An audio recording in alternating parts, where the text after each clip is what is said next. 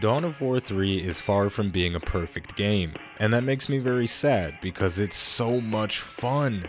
I haven't played a real-time strategy game in years, but I've felt starved for a game from that genre, and Dawn of War 3 is satiating my appetite and then some. I spent the weeks leading up to the game's launch reading and listening to a lot of criticism about it lacking depth, true strategy, and being more akin to a MOBA than an RTS. After having played it, I can confirm none of that is true. From going through just 6 multiplayer matches, 3 from the open beta and 3 from the full release version, I can firmly say depth and MOBA elements are not on the list of this game's problems. You can't rotate the camera, and that's getting on my nerves.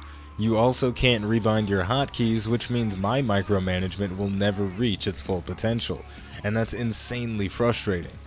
But during a heated battle with the Orc boys, I don't notice the camera's position and the hotkeys. I guess I'll just try to learn the permanent defaults.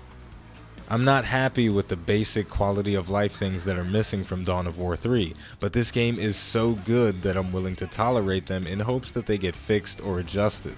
If they never do, then that'll suck.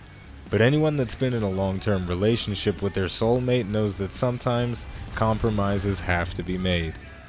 Every decision in Dawn of War 3 is tactically interesting, and that's what's got me wanting to play multiplayer matches until my eyes are burning. The combat is deceptively simple. Units have strengths and weaknesses and will function well enough autonomously to get the job done.